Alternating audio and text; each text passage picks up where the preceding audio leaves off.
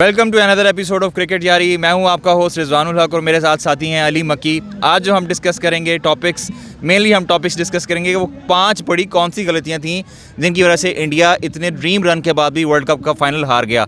उसके बाद हम डिस्कस करेंगे क्या राहुल द्रविड़ मज़ीद कोच रहेंगे इंडियन टीम के या उनको फारिग कर दिया जाएगा। उसके बाद आखिर में हम डिस्कस करेंगे मिगी आर्थर का क्या कैरियर रहा पाकिस्तान के साथ और वो कितना आगे चल सकते हैं, और फिर मुवाजना करेंगे पाकिस्तानी कोचिंग का और जो इंडियन कोचिंग है इनका क्या माइंडसेट है और इसका इम्पैक्ट प्लेयर्स के ऊपर क्या आता है।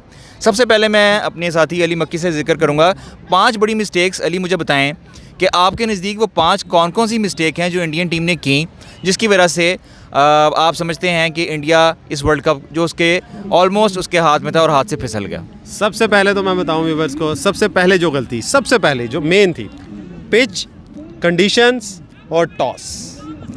आपने बनाई पिच और कंडीशन अपने मुताबिक, लेकिन ऑस्ट्रेलिया आपका फादर है।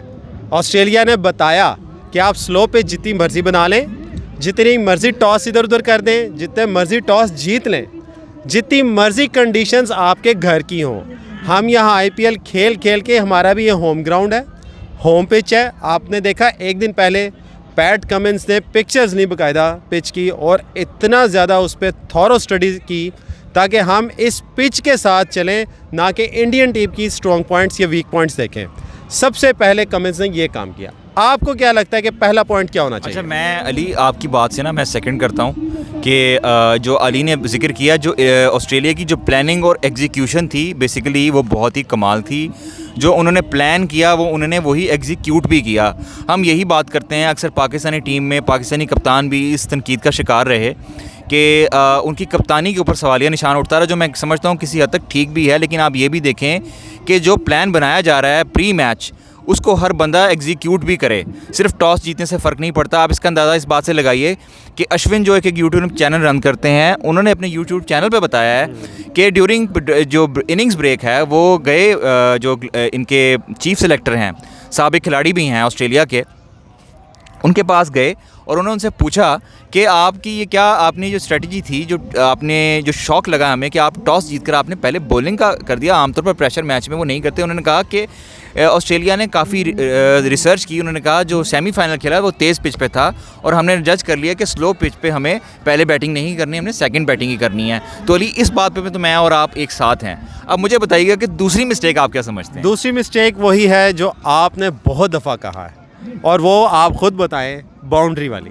हाँ, अली की बात अली से मैं इस वीडियो से पहले भी डिस्कस कर रहा था। ये बात बिल्कुल ठीक है। आपने देखा कि सिर्फ ऐसे हमें लगा कि रोहित शर्मा ही खुलकर खेले और बाकी सब अपने शेल में नज़र आए। आपने देखा कि रोहित शर्मा ने नहीं देखा फाइनल है, सेमीफाइनल है, उन्होंने अपने फ्लेयर में इनिंग खेली और उनके आउट होने के 9वें और 10वें ओवर के बाद सिर्फ इंडिया की टीम ने 4 बाउंड्री स्कोर की। आप इसका अंदाज़ा लगाएं, जो टीम जो थी इतना बड़ा स्कोर कर रही है, न्यूजीलैंड के खिलाफ 400 स्कोर कर आई है और इस मैच में उन्होंने फाइनल में सिर्फ 4 बाउंड्रीज अपने 40 ओवर्स में लगाई। तो ये दोनों पॉइंट भी हमारे बराबर रहे। अच्छा, अब तीसरा पॉइंट मैं अली को दूंगा।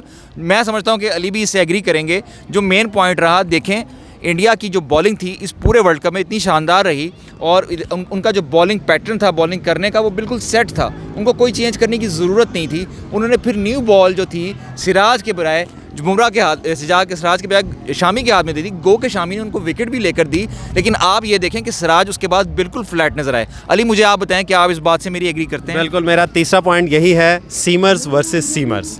हुआ ये कि सीमर्स अगर देखें ऑस्ट्रेलिया के और सीमर्स देखें अगर इंडिया के, दोनों आउटस्टैंडिंग रहे पूरा टूर्नामेंट में। सिराज को दी फास्ट नई बॉल और साथ करता रहा बुमराह, दोनों के पास था कंट्रोल। एकदम आपने फाइनल में आके पता नहीं हड़बड़ाहट में या lack of understanding, lack of planning या मिस जजमेंट से आपने शामी को दी बॉल। दूसरी तरफ आप देखें स्टार्क और कर रहे हैं कमिंस, ठीक है, वो नई बॉल को कंट्रोल करके उनकी बॉलिंग का 10 ओवर देखें और इनके 10 ओवर देखें, इनकी बॉल बहुत सीम हो रही थी शामी की, इवन बुमराह की हो रही थी, लेकिन हाँ उन्होंने 5-6 वाइडों पे चौके दिए जिसकी वजह से सारा प्रेशर ख़त्म हो गया।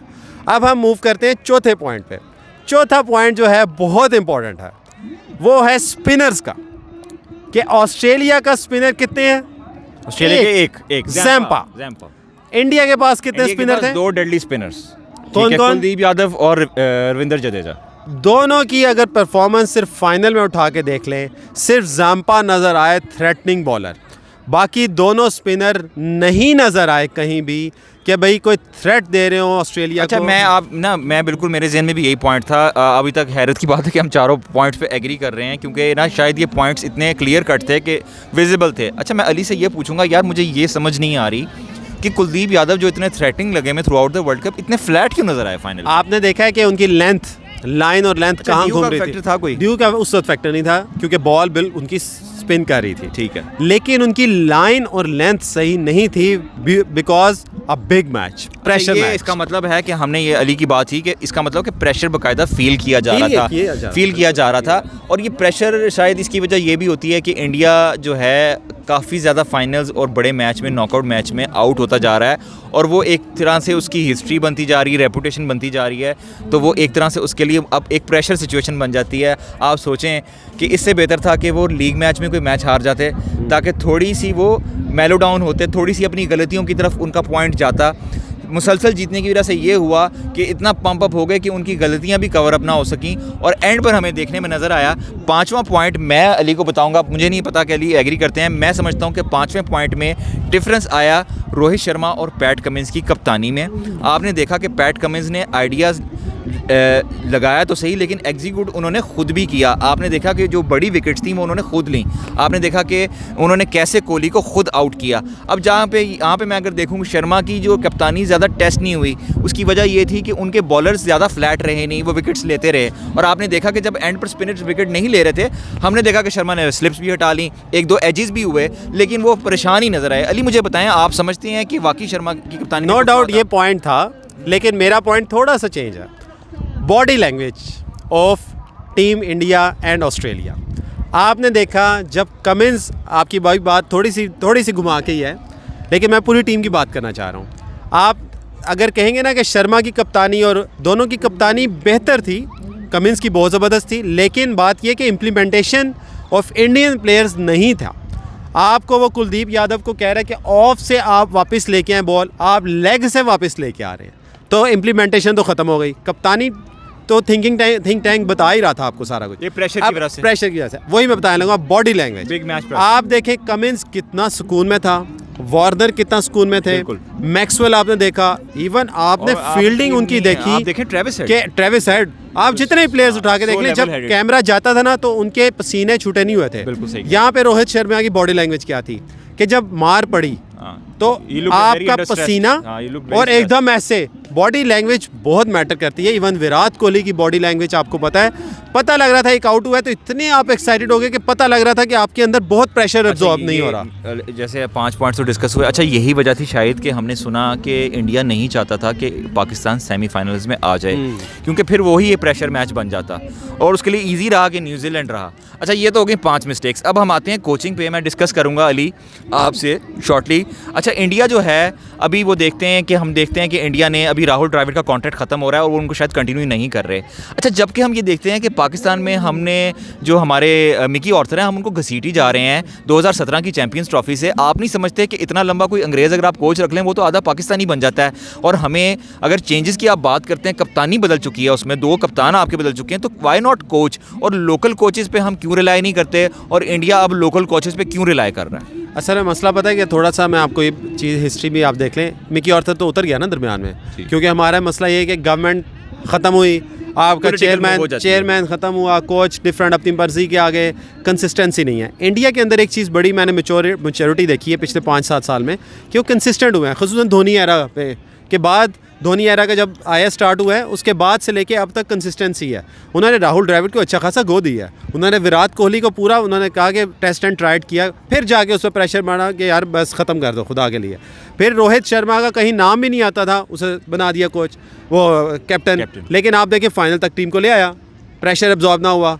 अब क्या हो रहा है, अब वो दोबारा से चेंजेस की तरफ अब जा रहे हैं। इवन ओडीआई का कप्तान भी चेंज हो रहा है, T20 का भी आपने देख लिया, इवन टेस्ट का भी शायद चेंज हो जाए। मेरा आपसे सवाल ये, कोचिंग में हमारा क्या प्रॉब्लम है? हमारा मसला पता है क्या, कंसिस्टेंसी में क्या फ़र्क है? और मिकी और हमें shouldn't we say good bye to Mickey Arthur now? सबसे पहला मसला ये है मीडिया प्रेशर एंड सिस्टम। दोनों चीज़ें हमारी जगह पे बहुत ज़्यादा प्ले कर रही लेकिन हैं आप इस मुझे वक्त। बताएं, मीडिया प्रेशर तो यार इंडिया में मैं भी वही इतना बताने लगा ना, उनका सिस्टम बहुत स्ट्रॉन्ग हो चुका है, हमारा सिस्टम वीक है, मीडिया का प्रेशर एब्जॉर्ब नहीं करता। आप जितने भी मीडिया का प्रेशर देखें, जैसे ही मीडिया कहता है खुर्रम मंजूर आएगा, ये खुर्रम मंजूर आएगा, आप याद है बिला वजह उसे खिला दिया गया। क्यों? प्रेशर था। सरफराज को कप्तान बनाया जाए, उसे कप्तान बना दिया। बाबर को हटाया जाए। आपको यकीन करें, अगर मीडिया का प्रेशर ना होता या सिस्टम हमारा स्ट्रॉन्ग होता तो बाबर अभी कप्तानी से ना हटते।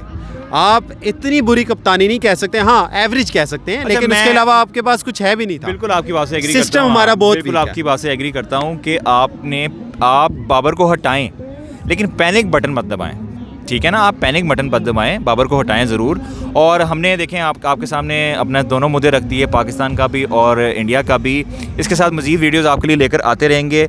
हमारा चैनल सब्सक्राइब करना ना भूलिएगा। बहुत से लोग हमारा चैनल देखते तो हैं लेकिन सब्सक्राइब नहीं करते। Please do subscribe our channel. Thank you so much. अल्लाह हाफिज़।